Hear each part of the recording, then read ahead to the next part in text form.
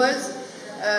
Peut-être que tout à l'heure on parlera d'immigration, mais c'est vrai que l'image d'immigration ne se donne plus à lire comme avant, où on allait chercher de la main-d'œuvre et on traverse la Méditerranée, on vient. Aujourd'hui, ce sont des boat people qui quittent leur pays, à savoir pourquoi, il faut s'interroger sur ça. On ne parle plus de migrants, c'est faux, on parle de réfugiés, on parle de personnes qui demandent l'asile, et le droit à l'asile est un droit universel dans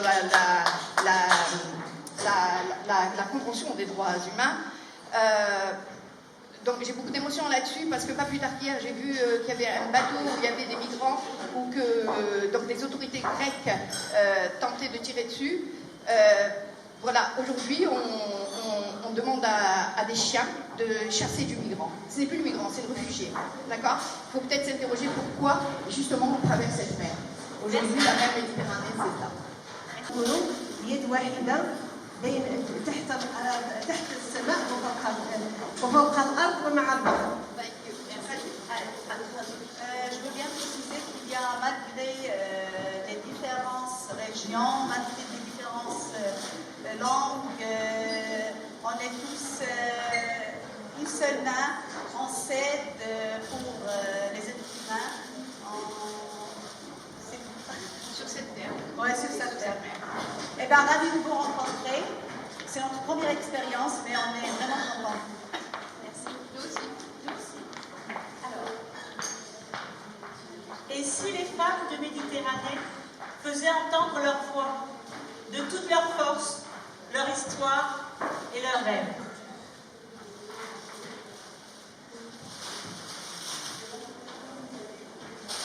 Je suis femme, j'ai à dire et je le dis, et je le trace, et je l'imagine.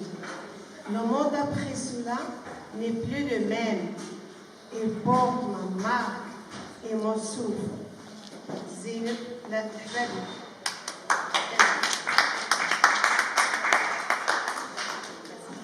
La parole est à c'est en direct, hein, on improvise. Une femme qui écrit vaut son pesant de pouvoir. Kate Biasini, dans sa préface au roman de Yanina Chakra, La grotte éclatée. Certains termes comme multiculturalisme, interculturalisme, relativisme culturel et universalisme sont utilisés d'une façon expéditive, menant des fois à des contresens qui dévoient ces concepts à des fins politiques. Selon le dictionnaire, le multiculturalisme serait l'existence de différentes cultures dans une même société, dans certains pays multiculturalistes. Or, on voit que dans certains pays multiculturalistes, ces différences génèrent des droits différents, allant dans des fois jusqu'à l'existence de tribunaux spécifiques. Exemple, l'Égypte, le Liban ou encore l'Angleterre. L'interculturalité, c'est l'ensemble des relations et interactions entre des cultures différentes, générées par des rencontres ou des confrontations qualifiées d'interculturelles. Ça implique des échanges réciproques, elle est fondée sur le dialogue, le respect mutuel et aide à la création de passerelles pour une solidarité internationale. De nombreux exemples de lutte, notamment pour les droits des femmes, ont permis justement de gagner certains droits. Nous tâchons ici de débattre du relativisme culturel, puisque aujourd'hui, il a le vent en poupe, notamment en France.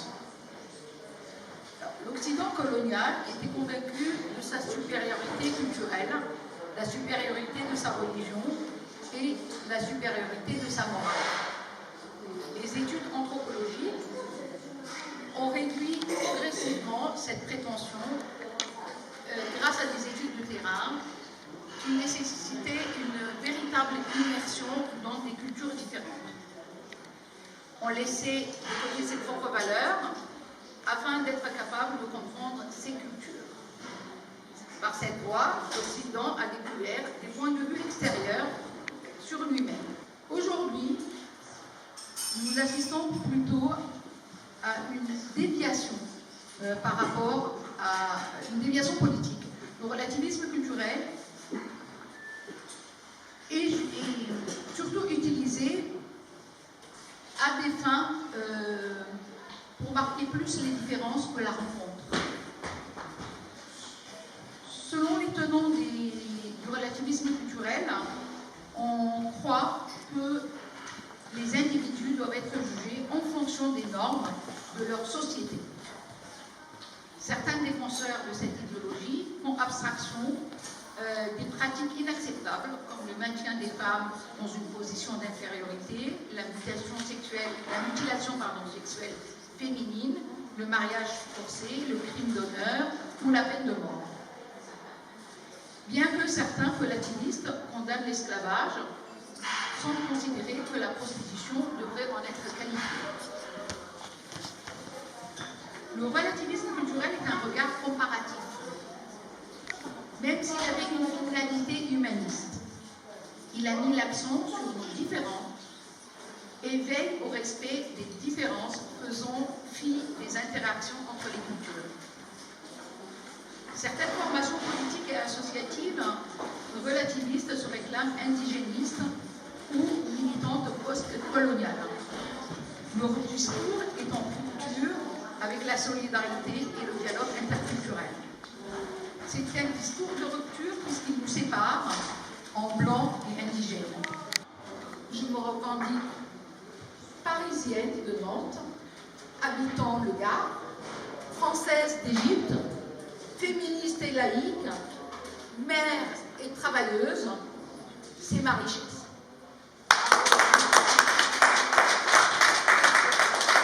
Très sincèrement, je ne me suis pas trop encombrée de la notion de multiculturalisme, comment tu disais déjà, de relativisme, de Margaret Mead, de relativisme culturel. Très sincèrement, j'ai été sur ce qui fait notre comportement, ce qui fait nos ressemblances, ce qui fait nos différences. Différences, parfois j'avais envie de l'écrire D-I-2-F-errance, l'errance. Je suis moi-même un produit de cette errance. Je suis née sur une autre terre, j'ai fait mes études en France, j'aime la France, j'aime la langue française, mais j'aime par-dessus tout la langue de ma mère. J'aime ça. Voilà. Donc, il y avait un poète qui m'a toujours guidée dans le cadre de mon travail. Alors, je peux travailler, ça ne me rajeunit pas, j'ai travaillé pendant près de 30 ans sur la dimension de l'interculturalité, sur des prestations bien évidemment financées par le Conseil général, le Conseil régional, la politique de la ville, des choses comme ça. Et j'avais deux choses. Guidée par un poète, je vais vous en parler, et de l'autre côté, j'avais des injonctions administratives, c'est-à-dire l'obligation de résultat, l'obligation d'insertion, d'intégration des immigrés, enfin tous les mots intégration, insertion, machin, tout. Et j'étais partagée souvent avec mes convictions et les convictions de la personne que j'accompagnais. Est-ce qu'au nom d'une culture, j'ai le droit d'aborder l'autre uniquement à partir d'un seul versant culturel? Eh bien non. L'autre est tout aussi important. L'autre est important dans ses valeurs, dans sa culture, dans sa loyauté à la culture de ses parents. Alors le poète qui m'a beaucoup influencé, c'est Mahmoud Darwish. Et lui, il dit je suis de là-bas, c'est mon histoire. Je suis de là-bas, c'est ma langue. Je suis de là-bas, c'est mon destin. Je suis de là-bas, c'est moi. Et voilà. Moi, j'ai accompagné des publics à parcours migratoire où j'ai travaillé sur l'histoire. Je suis de là-bas, c'est mon histoire. Chacun, dans son individualité, a son histoire. Je suis de là-bas, c'est ma langue. Ma langue, d'ailleurs, quand vous remplissez un dossier, langue maternelle. Moi, la dernière fois, j'ai vu un jeune qui m'a dit ah oui, mais moi, ma langue, c'est l'arabe. Et tu parles arabe? Non, je ne parle pas l'arabe. Mais sa langue maternelle, c'est la langue arabe, effectivement. Donc, de formation, je suis psychologue et je travaille beaucoup avec les ethnopsychiatres. On a le noyau culturel. Le noyau, il reste, quel que soit le pays où vous êtes. Le noyau, il reste. Dessus, on va mettre ce que d'autres auteurs, comme Didier Andieu, me disent, on met des enveloppes. En vous rencontrant, vous allez me montrer certaines choses de votre culture. Je vais prendre des traits culturels de votre culture. Comme moi, je vais échanger avec vous. L'interculturalité, c'est être justement dans cette articulation de l'inter, et nous allons partager des choses ensemble. L'interculturalité, c'est échanger, partager, dire et respecter. Celle qui ne le savent pas, je suis née en Israël, je suis arrivée en France, j'avais 1 an. D'après la définition d'immigré, je suis une immigrée. C'est la définition, c'est être dans un autre pays. Mais quand on me voit, personne ne pense que je suis une immigrée. Donc, vous voyez, il y a toujours des préjugés. Et puis, comme je suis née en Israël, donc elle est née en Israël, elle est juive, elle défend la colonisation. Et puis, en fait, on nous enferme dans des territoires qui ne sont pas ceux de notre appartenance. Moi, je revendique le fait d'être pour les droits du peuple palestinien, d'être pour un État avec 2 capitales, Jérusalem, capitale des 2 États, un État qui vit dans 2 États qui sont dans la sécurité et la dignité de chaque population par la répression. Mais quand on le voit, beaucoup de personnes disent allez les Juifs, on boycotte, on la met de côté. Et c'est arrivé aussi dans notre association. Or, il ne faut pas penser, il faut arrêter de mettre les gens dans des cases. Les cases, ça enferme. Et la dynamique du dialogue interculturel, c'est de partir de là où on vient, de la rencontre, des points de convergence. En Méditerranée, nous avons beaucoup de points de convergence. C'est pour ça que nous organisons des cafés du dialogue interculturel. On peut parler de valeurs, on peut parler de théâtre, on peut parler de chansons, on peut parler d'écrits. Et c'est pour ça que je vais donner la parole à Naïma qui va nous lire les textes des femmes de Méditerranée. Naïma, si tu veux bien lire quelques extraits ainsi. Oui, d'accord. Alors, il y a Saleh exprimait ainsi sa éruption. Trop longtemps porteuse de la mémoire et de la parole des hommes. Les femmes osent enfin se dire transgressant ainsi l'ordre établi qui voudrait que leur voix ne soit que murmure dans le silence des maisons fermées.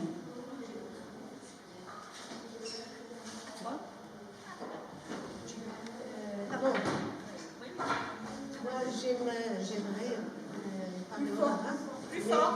J'aimerais parler en arabe, mais j'aimerais que Nadia traduise. D'accord, il n'y a pas de problème. D'accord. D'accord. Une Marocaine traduite par une Algérienne. La paix entre les cultures. Bien sûr. عندي ملاحظة أساسية. Ok. حوار الثقافات هو رغم الاختلاف بما فيها من اختلاف فهي صادرة عن الإنسان. Alors là, c'est assez intéressant au niveau de l'interculturalité, c'est-à-dire qu'elle me dit de l'insen. En français, je trouve la traduction de la personne, mais de l'insen, c'est la personne dans sa globalité. Parfois, on ne trouve pas toujours la terminologie exacte quand on traduit. D'où, effectivement, le fait d'être très prudent quand on lit des textes traduits. Donc, au-delà de la personne. إذا لابد من البحث عن حوار. الحوار يمهد الطريق لتدبير الاختلاف. الحوار ثم الحوار ثم الحوار. El-Hiwar, c'est le dialogue, c'est la concertation, c'est la communication. Donc, par le Hiwar, voilà, la concertation, on peut dépasser tous les conflits. وهذا التواصل ما يمكن يعطينا إلا التضامن لرفع الضرر من أي جهة كانت. La phrase va être plus courte en français. Pour y parvenir, c'est juste la compréhension des uns et des autres pour dépasser des situations conflictuelles. Et la solidarité, et du coup, une meilleure entente, nous donne une meilleure entente. À tous et à toutes, moi je vais vous présenter le principe d'un atelier d'écriture, car écrire c'est important. Il s'agit de donner aux femmes une possibilité pour s'exprimer, pour dire par le détour de la fiction, du plaisir de raconter et de jouer avec les mots, leurs conditions de femmes, leurs rêves et leurs aspirations, leurs révoltes aussi et leurs projets. Prendre les mots leur fait dire ce qu'ils disent habituellement et autre chose, les faire dérailler et délirer. C'est mettre les femmes en situation dynamique pour réfléchir et agir. Elle a écrit un texte alors qu'elle est autodidacte, qu'elle n'a pas fait d'études, le prix d'une vie. Et elle a eu la chance, et en fait c'est un mérite parce qu'elle a été reconnue, elle a obtenu le prix d'encouragement décerné par le jury du concours. Et à partir de là, elle a continué à travailler et à s'améliorer. Et c'est là qu'Hélène Chénard a fait une sorte de marrainage avec elle pour l'aider à mieux maîtriser le français, à mieux construire. Voilà. Et donc, Yasmine, entre-temps, a écrit une pièce de théâtre, un livre, et en même temps, elle chante des chants berbères, des chants très forts. Et là, elle va nous lire un texte sur les réfugiés, parce qu'elle est profondément, comme Nadia, choquée par ce qui se passe en Méditerranée. Yasmine va arriver, je suis certaine, parce que je l'ai eu au téléphone. C'est vrai qu'Yasmine n'a jamais été à l'école, et comme disait Esther, elle attendait le retour de sa sœur de l'école pour qu'elle lui raconte c'est quoi l'école et qu'est-ce qu'elle a appris. Sauf que, dans son histoire de vie, la voilà qu'elle se marie avec quelqu'un qui est immigré, elle nous a autorisé à raconter ça, et elle découvre les ateliers d'écriture, elle découvre l'alphabétisation, elle découvre ce que je disais tout à l'heure, l'injonction qui est donnée aux professionnels de faire intégrer, entre guillemets, les personnes. Et c'est grâce aux ateliers d'écriture que Yasmine a appris, finalement, à écrire des textes et tout. Donc, ce que je veux dire aujourd'hui, au moment où les subventions diminuent, notamment en formation linguistique, je pense que Yasmine est le meilleur exemple pour que, justement, ces prestations-là durent et perdurent.